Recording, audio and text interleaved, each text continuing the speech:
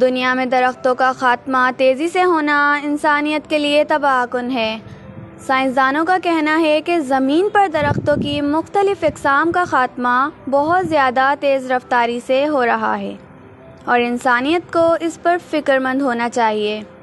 ان کا کہنا تھا کہ دنیا بھر میں درختوں کی مختلف اقسام معدوم ہو رہی ہیں، جو کہ دہائیوں پرانا مسئلہ ہے، مگر اب یہ زیادہ بدتر ہو گیا ہے۔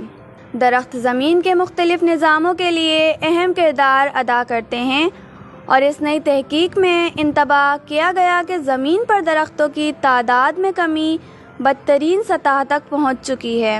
جریدے نیچر میں شائع تحقیق کے لیے 20 ممالک سے تعلق رکھنے والے سائنسدان اکٹھے ہوئے تھے۔ تحقیق میں درختوں کی اقسام سے محرومی کے مختلف اثرات کا تخمینہ لگایا گیا تھا۔ سائنسدانوں کا کہنا ہے کہ درختوں سے محرومی سے صرف مقامی ماحول ہی متاثر نہیں ہوتا، بلکہ لوگوں کا روزگار، معیشت اور خوراک، سب پہلوؤں پر منفی اثرات مرتب ہوتے ہیں۔